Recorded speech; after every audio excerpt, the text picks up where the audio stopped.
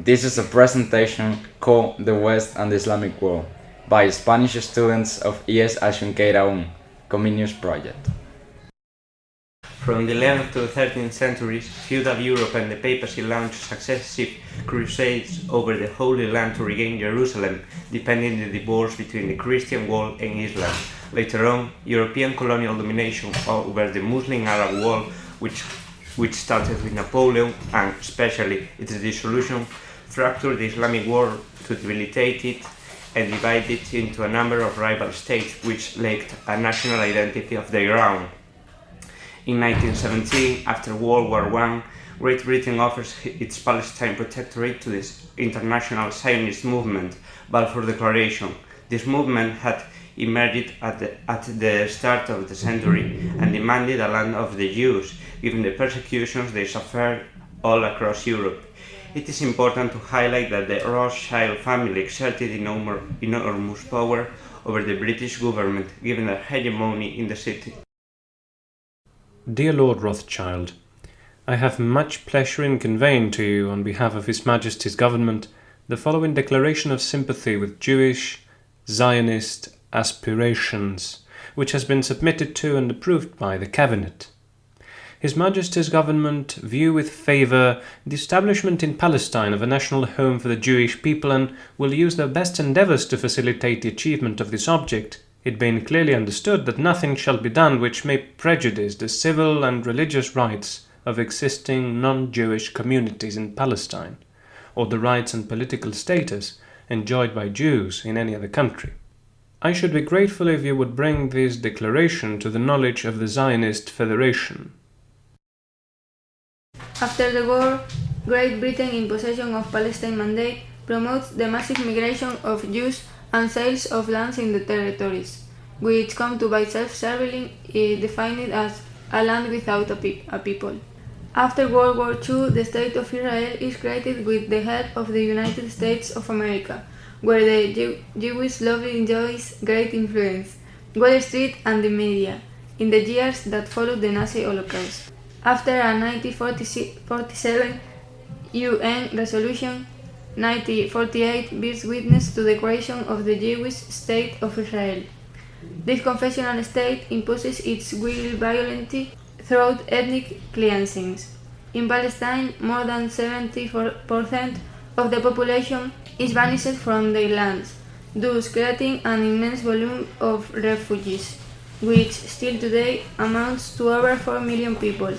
However, around 1.2 million Palestinians still remain with the borders of Israel being treated as second-class citizens.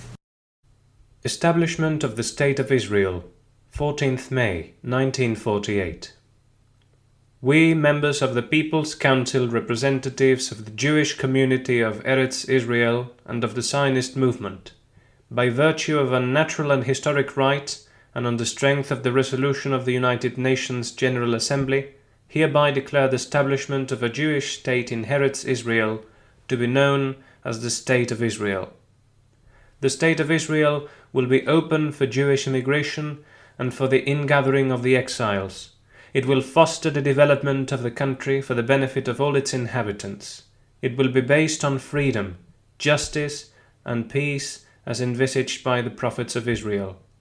It will ensure complete equality of social and political rights to all its inhabitants, irrespective of religion, race, or sex. It will guarantee freedom of religion, conscience, language, education, and culture. It will safeguard the holy places of all religions, and it will be faithful to the principles of the Charter of the United Nations.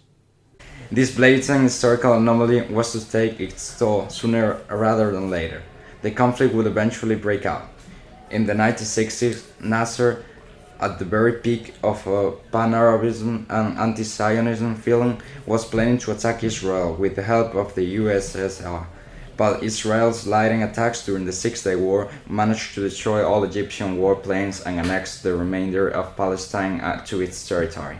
Gaza and the West Bank, as well as the Sinai Peninsula and the Golan Heights in Syria. Israel, backed by the US, has always boasted great military superiority over its neighbors, and this preeminence has continued to increase over time. Also, it has repeatedly been granted economic and technological support, which has worsened economic disparities with neighboring nations. Found in the Middle East as early as 1938 in what would later be called Saudi Arabia after the process of British decolonization. The region becomes strategically vital due to the presence of up to 65% of the world's underground oil reserves. Therein lies one of the reasons to create the State of Israel and to support despotic regimes such as those of the Shah of Persia, who was enthroned by the West in the 1950s via coup d'etat. After the Shah's downfall in 1979 as a consequence of Ayatollah Khomeini's revolution, the West arms Iraq and triggers the inevitable war against Iran. After the fall of Berlin Wall in 1989, then the dissolution of the USSR, Iraq decides to annex Kuwait use of force, taking US support for granted and having been backed explicitly by Great Britain. Iraq takes the opportunity to start the World War and to aim at a tighter Western control in the region while inaugurating a brand new world order, Bush Sr. Then, in the year 2000, a transcendental shift occurs, since Saudi Arabia, which had nationalized the fossil fuel industry in 1975, opens up to foreign capital and exploitation of energy resources.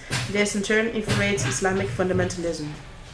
In 1982, during Reagan's presidency, Israel invades Lebanon, a decision that was initially welcomed by the US and gave way to a true massacre, Sabra and Shatila, as well as to the destruction of Beirut. After bearing witness to the reaction of the Arab world, the US pressures Israel to pull out of Lebanon. This conflict, greatly conditioned by the existence of the USSR, is transformed after the fall of the Berlin Wall in 1989. The West, and the US in particular, enforce their interests without opposition. The Oslo Accords are a product of this situation, which paves the way to further territorial shrinkages in Gaza and the West Bank, and the expansion of US settlements. Furthermore, Jews from all over the world are allowed to move to Israel and settle there, when millions of Palestinian refugees in other countries are denied their right to return to their homeland.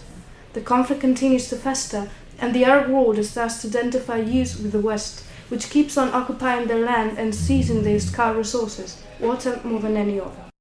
Prior to all this, in a nearby area by the name of Afghanistan, a region with a wealth of oil reserves that add up to about 20% of the world's petrol resources, the conflict between blocs had been playing its power game. After the invasion of Afghanistan by the USSR in 1979, the Reagan administration threw itself against the evil empire, transforming Afghanistan into a Russian Vietnam. Russian troops effectively flee Afghanistan by February 1989 after being defeated by the Jihad, the Holy War of National Liberation. It is during this holy war against the Red Army the US, Saudi and Pakistani support of fundamentalist guerrillas, the Mujahideen, proves to be essential. It could be said that Bin Laden is a product of the CIA.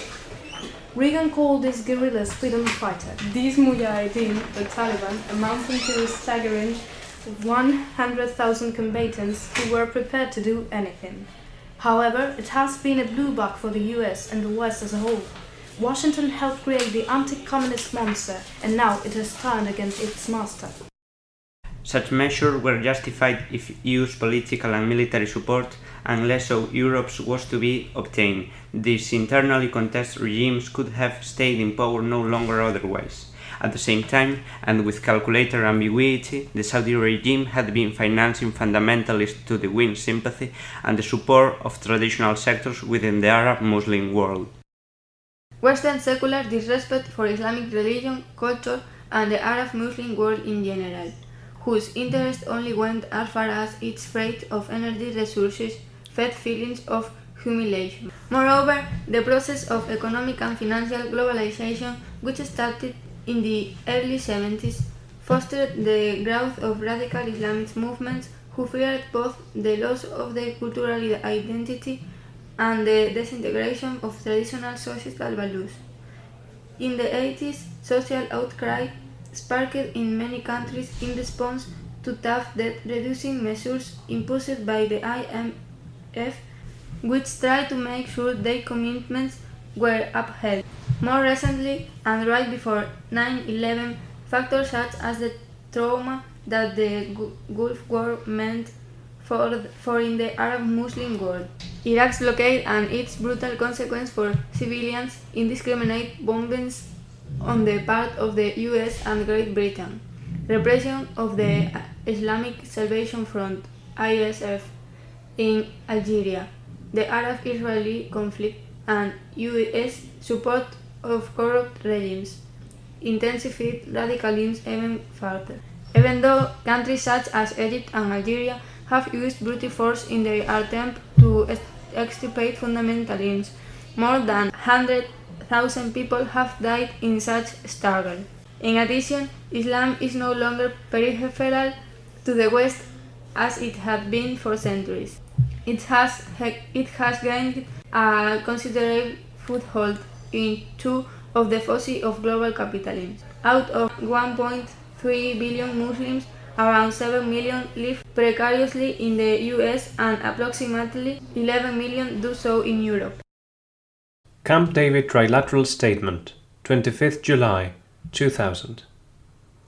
1. The two sides agreed that the aim of the negotiations is to put an end to decades of conflict and achieve a just and lasting peace. 2. The two sides commit themselves to continue their efforts to conclude an agreement on all permanent status issues as soon as possible. 3. Both sides agree that negotiations based on UN Security Council Resolutions 242 and 338 are the only way to achieve such an agreement, and they undertake to create an environment for negotiations free from pressure, intimidation, and threats of violence. 4. The two sides understand the importance of avoiding unilateral actions that prejudge the outcome of negotiations, and that their differences will be resolved only by good faith negotiations. 5. Both sides agree that the United States remains a vital partner in the search for peace, and will continue to consult closely with President Clinton and Secretary Albright in the period ahead. The conflict, therefore, has delineated a completely new geography that lacks clearly established borders, a postmodern world that emerged from the accumulation of historical resentments, disintegration and exclusion, which are the consequence of globalization as well as one of a series of crises within the post-colonial nation-state with artificial borderlines. All of these are the aftermath of religious fundamentalism, ethnic cleansings, and so on. In the face of this new manner of waging war, the West falters and seems to be at a loss. With the fall of the Berlin Wall, conflicts acquired a transnational dimension. The collapse of the World Trade Center marks a veritable turning point. When was the last time that Europe or the US were attacked by the colonized or even by the regions under their control?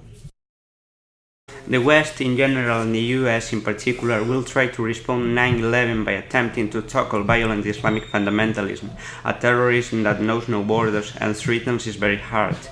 In conclusion, it could be said that Islamic fundamentalism and its belief that nation-states are Western and colonial construct has been developing for the last 20 years side by side with economic and financial globalization.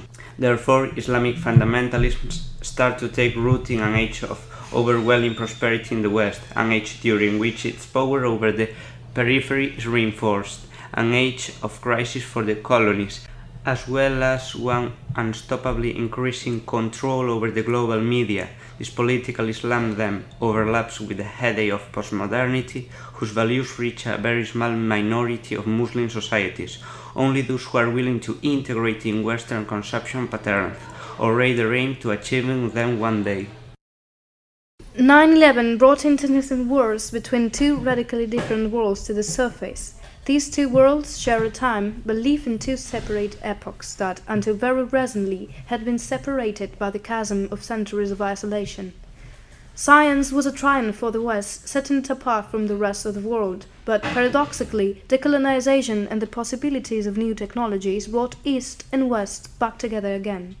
Tragically, when they happened to meet again, the West had really changed, and the East had stayed the same. That was the cause of the conflict.